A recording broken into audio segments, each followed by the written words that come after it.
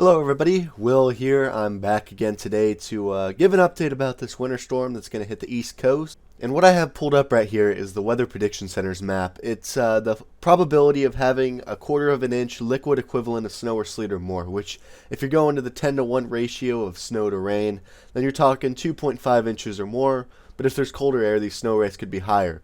But anyways, as you can see here, right around the northeast, this corridor of that higher confidence area, they have a 30 to 50% chance of hitting that. And then around that, of course, they got a 10 to 30. And I think if the trends hold, some of this is going to be bumped up to 50 to 70% tomorrow or the next day.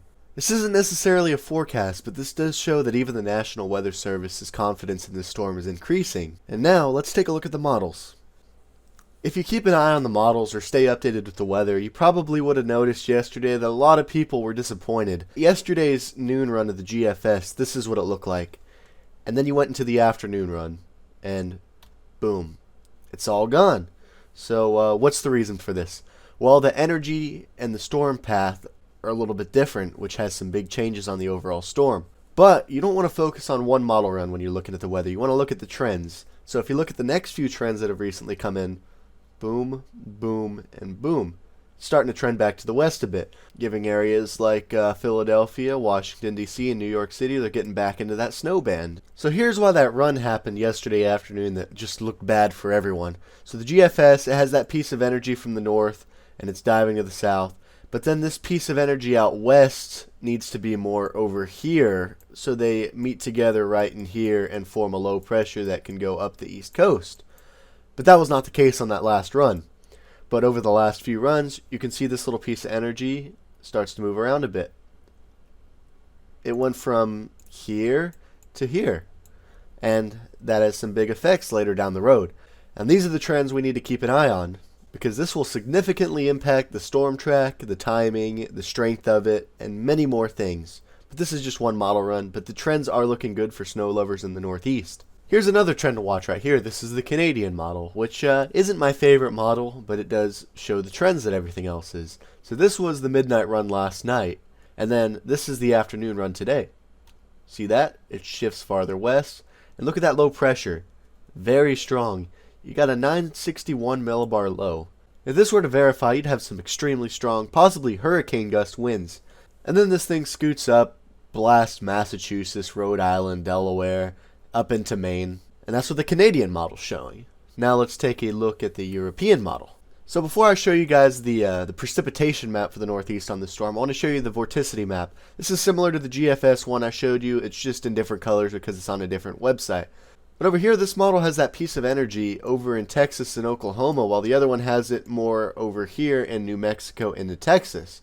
And that shift has some big effects on the storm downstream. This piece of energy then moves to the east, gets down to the Gulf, picks up moisture, and then it really strengthens as it cranks northeast into this big upper level low. You can see it right there, right over by Massachusetts. This thing is just a powerhouse system right there. And then going into Sunday, it moves off to the northeast. Here's a precipitation map for the European model starting later on Friday. That low pressure forms off the Carolina coast, just like it's been expected the last few days, and then it starts to move to the northeast, strengthens very quickly into this. Got this area of very, very heavy snow and also extremely strong winds. Look at this thing. It just strengthens, slams up into the northeast, bringing so much heavy snow and strong winds, mostly Saturday into early Sunday, and then it's out of here. Here's that same map, but with a closer zoom on the northeast so you guys can see what's going on a bit better. So as you go later into Friday afternoon into Saturday, rain and snow starts breaking out across Virginia, Maryland, even parts of North Carolina maybe.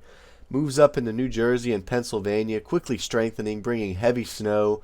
New York City, you get a lot of snow. Delaware, Rhode Island, Massachusetts, New Hampshire, Vermont, even Maine. Look at this, just so much heavy snow, and this low pressure system is just sitting offshore right here. And the closer you are to the center of that thing, the stronger your winds are going to be. So if this thing goes over here, this area is going to have extreme winds. If it's over here, areas over here might have extreme winds. And then as it continues to move northeast, just bringing lots of heavy snow. Now here's the snowfall accumulation map. Take this with a grain of salt because it is still 5 days out and a lot will change. Little shifts can cause big changes. But I'll show you guys this just so you could be prepared if this were to verify. So moving in later Friday afternoon, there's that snow starting to develop across Virginia, North Carolina, and Maryland, quickly moving to the northeast. Look at these amounts. Saying easily a foot of snow in spots, maybe even up to 2. It just all depends where this heavy area of snow sets up. If a shift happens, this band could happen more out here. Or if it trends too far to the west, too close to the shore, it could happen over here. Right now, all the major cities on the northeastern seaboard are in that area of heavy snow. So I know if this model were to verify, there'd be a lot of happy snow lovers in some major cities across the northeast. If this model were to be right though, Philadelphia, you could expect like 9 inches of snow, New York City over a foot, Boston a foot of snow. But then again, changes. We just gotta watch the trends. But if I were a snow lover up in these areas, I'd probably start to get a little bit excited because I do like what I'm seeing for the snow lovers up here. Alright, so now let's talk temperatures for the event. Temperatures seem to be fine. We don't have to worry about temperatures above freezing. As long as the low pressure stays offshore. If it trends west, you know, this area of warmer air will be more over here, which would be an issue. But I don't think that's likely to happen. So the strong low pressure system right here is drawing in cold air from up in Canada, which is giving all these areas temperatures below freezing, which is good for snow accumulation. And then as we go out in time, temps everywhere are in the 20s, maybe low 30s. And then as it wraps around, it gets even colder, temps down into the teens in some spots, maybe even single digits. You can see that area of low pressure very well right here, right there. And these temperatures are cold. I'm talking frigid. And if you have a strong wind with blowing snow while temperatures are in the teens, it's going to be very cold. Then that low pressure system gets out of here, and you have temperatures in the single digits possibly to the teens. That snow on the ground is also going to make things a bit colder as well.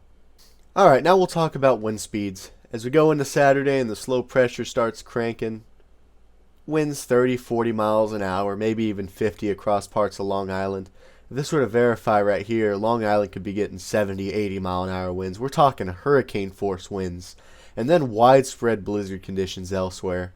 In these areas, drifting snow might be a problem. Very hazardous driving. I wouldn't recommend driving this weekend up there really at all, especially once the snow starts. And then the winds are just howling, and it moves out of here. 40-50 mile an hour widespread gusts. And there could even be some areas of hurricane force. Here's the max winds for the whole period. As you can see, this area right offshore where that low pressure is, talking over 100 miles an hour in spots. If that were to move on shore, that would cause some huge problems, especially with blowing snow, talking power outages, drifting snow everywhere, like I said, and it would just be a huge mess. But anyways, I wouldn't be surprised to see blizzard warnings issued as the storm gets closer. And we'll just have to watch the trends on this, but if they continue like this, it's looking like it could be pretty nasty. Lastly, I'll end this video off with a whole look at the country as far out as this model goes. But beware, as soon as we start getting past 150 hours, 200 hours, we start going into what meteorologists call la la land, because there's so many changes, nothing's set in stone, and everything's kind of all over the place. But I just want to give you guys a general idea of the pattern. So first things first, we got that possible nor'easter moving out of here. And then as we go into next week, early next week, another storm system moves across parts of the central U.S., bringing a lot of rain and snow if this were to verify. Potentially a pretty strong system. The European model is also showing this storm late next week over the central U.S. with a lot of snow and rain and maybe even some severe weather on the south side. Then as we continue past that, that moves out of here, and then more storms come together across parts of the U.S. and then move east. So overall, it's looking like a pretty active pattern. Like I said, out in this range though, for these last couple storms I just mentioned, who knows if they'll happen. There is signals pointing to an active pattern, that's for sure, and I'll keep you guys updated on those as they get closer. I'll be watching this winter storm that's going to impact the Northeast in the next few days. I have my Twitter down in the description. Feel free to give that a follow. I'm pretty active on there. I'll tweet all the model runs and stuff and important information that comes out. And thank you guys so much for watching. If you're still here, be sure to hit that like button, subscribe. It helps me out so much. And I'll see you guys in the next video, likely tomorrow. Have a great day.